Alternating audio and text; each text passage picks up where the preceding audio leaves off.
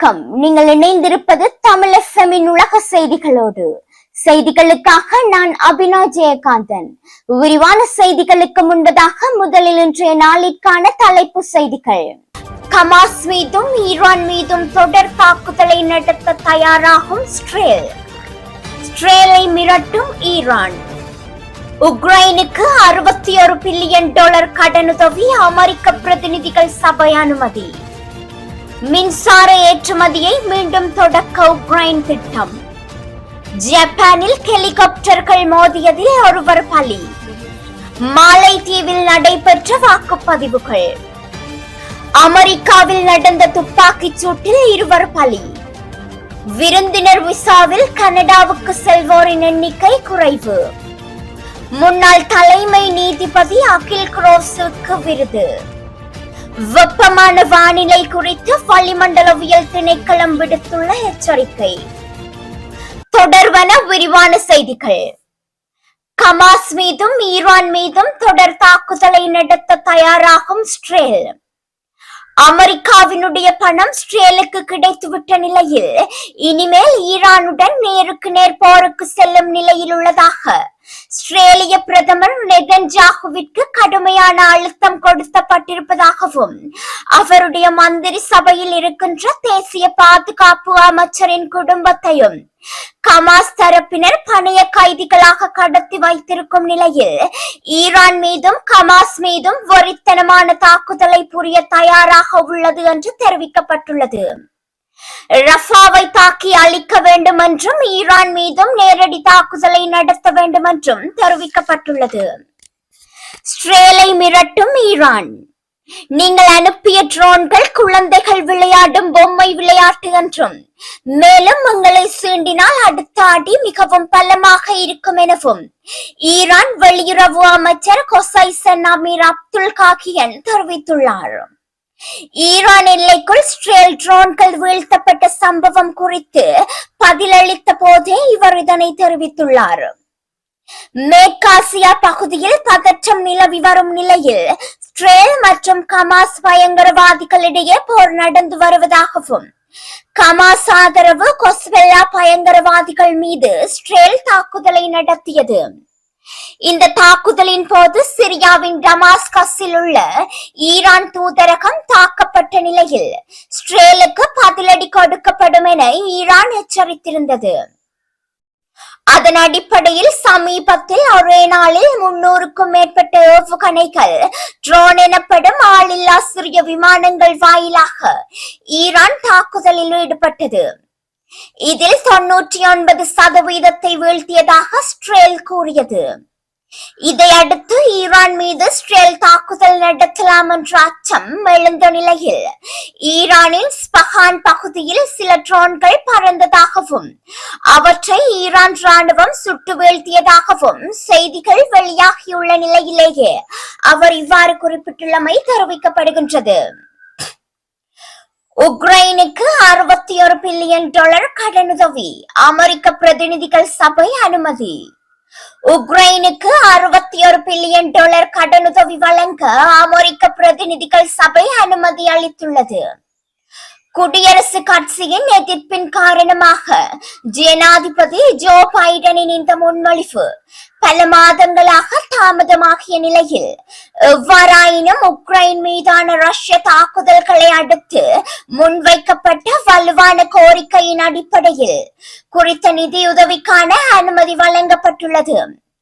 அமெரிக்காவின் இந்த தீர்மானத்திற்கு உக்ரைன் ஜனாதிபதி வோலடிமிர் செலன்ஸ்கி நன்றி தெரிவித்த நிலையில் ஜனநாயகம் மற்றும் சுதந்திரம் எப்போதும் உலகளாவிய முக்கியத்துவத்தை கொண்டிருக்கும். அதை பாதுகாக்க அமெரிக்கா உதவும் வரை ஒருபோதும் தோல்வியடையாது என்றும் இந்த உதவியானது போர் விரிவடைவதை தடுப்பதுடன் ஆயிரக்கணக்கான உயிர்களை காப்பாற்றும் என வோலடிமிர் செலன்ஸ்கி தெரிவித்துள்ளார். மின்சார ஏற்றுமதியை மீண்டும் தொடக்க உக்ரைன் திட்டம். சிறிய அளவிலான மின்சார ஏற்றுமதியை மீண்டும் தொடக்க உக்ரைன் திட்டமிட்டுள்ளது. ஆனால் உச்ச நுகர்வு காலங்களில் கணிசமான மின் இறக்குமதியை எதிர்பார்க்கின்றது என்றும் எரிசக்தி அமைச்சகம் தெரிவித்துள்ளது. மார்ச் மாத இறுதியில் மற்றும் ஏப்ரல் மாத தொடக்கத்தில் அதன் எரிசக்தி அமைப்பு மீதான தொடர்ச்சியான தாக்குதல்களுக்கு பிறகு நாடு அதன் மின்சார இறக்குமதியை கடுமையாக அதிகரித்தது மற்றும் ஏற்றுமதியை நிறுத்தியுள்ளது என்றும் தெரிவிக்கப்பட்டுள்ளது. ஜப்பானில் ஹெலிகாப்டர்கள் மோதியதில் ஒருவர் பலி. ஜப்பானில் கடற்படைக்கு சொந்தமான 2 ஹெலிகாப்டர்கள் மோதியதில் ஒருவர் பலியாகியுள்ளதாக தெரிவிக்கப்படுகிறது. இந்த ஹெலிகாப்டர்கள் பசிபிக் கடலில் பயிற்சியில் ஈடுபட்டதாகவும் ஒவ்வொரு ஹெலிகாப்டரிலும் தலா 4 பேர் இருந்த நிலையில் ஒருவர் உயிரிழந்திருப்பதாகவும் மேலும் 7 பேரை காணவில்லை என்றும் அவர்களை தேடும் பணி தீவிரமாக நடந்து வருவதாகவும் இந்த விபத்திற்கான காரணம் தெரியவில்லை என்றும் கூறப்பட்டுள்ளது. மாலைதீவில் நடைபெற்ற வாக்குப்பதிவுகள். மாலைதீவில் நாடாளுமன்ற தேர்தலுக்கான வாக்குப்பதிவுகள் இடம்பெற்றுள்ளன.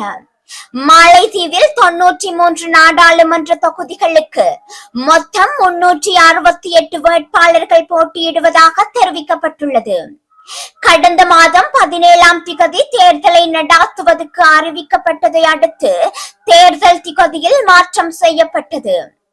தேர்தலை ஒத்திவைப்பது தொடர்பாக நாடாளுமன்றத்தில் கடந்த பிப்ரவரி மாதம் 28ஆம் திகதி சட்டமூலம் நிறைவேற்றப்பட்டது. சட்டமூலத்திற்கு மாலைதீவு ஜனாதிபதி முகமது மோயிஸ் அனுமதி அளித்ததை அடுத்து நேற்று தேர்தலை நடாத்துவதற்கு தீர்மானிக்கப்பட்டது. சீன ஆதரவாளர் என கூறப்படும் தற்போதைய மாலைதீவு ஜனாதிபதியான முகமது மோயிஸ் இந்தியாவுடன் சுமூகமான உறவை கொண்டிராதவர். தான் ஆட்சிக்கு வந்தால் மாலைதீவில் இருந்து இந்திய ராணுவ வீரர்களை விரட்டி அடிப்பேன் என தேர்தல் பிரச்சாரங்களிலும் அவர் கூறியிருக்கின்றார். இந்தியாவுடனான உறவில் விரிசல் ஏற்பட்டுள்ள நிலையில் இந்த தேர்தல் அவரது செல்வாக்கை நிரூபிப்பதற்கான முக்கிய சோதனையாக பார்க்கப்படுகின்றது என்றும் தெரிவித்துள்ளார். அமெரிக்காவில் நடந்த துப்பாக்கிச் சூட்டில் 2 பலி. அமெரிக்காவின் மெம்பிளிஸ் பார்ச்சியில் நடந்த துப்பாக்கி சூடு சம்பவத்தில் 2 கொல்லப்பட்டுள்ளனர். அமெரிக்காவின் டென்னிசி மாநிலம் மெம்பிளிஸ் நடைபெற்ற பார்ட்டியில் துப்பாக்கி சூடு நடைபெற்றதாகவும் இதில் குறைந்தது 2 உயிரிழந்துள்ளதுடன் 6 பேர் காயமடைந்துள்ளதாகவும் தெரிவிக்கப்படுகின்றது. சம்பவ இடத்தில் பலர் துப்பாக்கி காயங்களுடன் இருந்ததாகவும் தகவல் கிடைத்துள்ளது. துப்பாக்கி சூடு நடத்திய நபர் அல்லது இதற்கான காரணம் குறித்து காவல்துறை இதுவரை எந்த தகவலையும் வெளியிடவில்லை என்றும் விசாரணை தொடர்ந்து நடைபெற்று வருவதாகவும் தெரிவிக்கப்படுகின்றது. விருந்தினர் விசாவில் கனடாவுக்கு செல்வோரின் எண்ணிக்கை குறைவு. கனடாவுக்கு விருந்தினர் விசாவில் செல்லும் தமிழர்களின் எண்ணிக்கை கணிசமான அளவு குறைவடைந்துள்ளதாக தெரிய வந்துள்ளது. கடந்த வருடம் முதல் இந்த வருடத்தின் முதல் பகுதி வரையில் பெருந்தொகையான இலங்கையர்கள் கனடாவுக்கு விருந்தினர் விசாவில் சென்றுள்ளதாகவும் அண்மை காலமாக வெளியிடப்பட்டுள்ள தரவுகளின் அடிப்படையில் விருந்தினர் விசாவில் செல்வோரின் எண்ணிக்கையில் மிகப்பெரிய வீழ்ச்சி ஏற்பட்டுள்ளதாகவும் தெரிவிக்கப்படுகின்றது. கனடாவில் விருந்தினர் விசா தொடர்பில் எந்தவித மாற்றமும் ஏற்படுத்தப்படவில்லை என்றும் தெரிவிக்கப்பட்டுள்ளது. முன்னாள் தலைமை நீதிபதி அகில் குரோசுவுக்கு விருது. வேற்றுமையில் ஒற்றுமை காணும் இந்தியாவின் கருத்தை சிதைக்க கூடாது என்றும் அது பாதுகாக்கப்பட வேண்டும் என்றும் ஓய்வு பெற்ற உயர் நீதிமன்ற நீதிபதி அகில் குரோசி தெரிவித்துள்ளார்.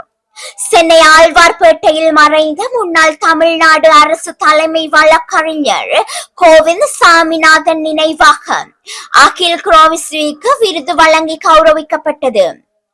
விருதை பெற்றுக் கொண்டு பேசிய அவர் இன்றைய இந்தியாவில் வேற்றுமையில் ஒருமைப்பாடு முக்கியமானது என்று கூறியுள்ளார். இந்தியா என்ற இந்த எண்ணக்கரு ஒருபோதும் சிதைக்க வேண்டாம் என்று சட்டமானவர்களை நான் கேட்டுக்கொள்கின்றேன் என்றும் அவர் கருத்து தெரிவித்துள்ளார். வெப்பமான வானிலை குறித்து வளிமண்டலவியல் திணைக்களம் விடுத்துள்ள எச்சரிக்கை. வெப்பமான வானிலை குறித்து வளிமண்டலவியல் திணைக்களம் எச்சரிக்கை விடுத்துள்ளது. நாட்டின் பல பகுதியில் வெப்பநிலை அவதானம் செலுத்த வேண்டிய மட்டத்திற்கு மேலும் அதிகரிக்கும் என வளிமண்டலவியல் திணைக்களம் எச்சரிக்கை விடுத்துள்ளது. வடக்கு, வடமத்திய, மேல் சப்ரகமுவ, கிழக்கு, தெற்கு மற்றும் வடமேல் மாகாணங்களிலும் மொனராகலை மாவட்டத்தின் சில இடங்களிலும் வெப்பநிலை அதிகரிக்கும் என திணைக்களம் தெரிவித்துள்ளது. எனவே இது தொடர்பில் மக்கள் அவதானமாக செயற்பட வேண்டும் என வளிமண்டலவியல் திணைக்களம் அறிவித்துள்ளது. உலக செய்திகளோடு தமிழ் FM-க்கான இன்றைய செய்திகள் நிறைவடைகின்றன. வணக்கம்.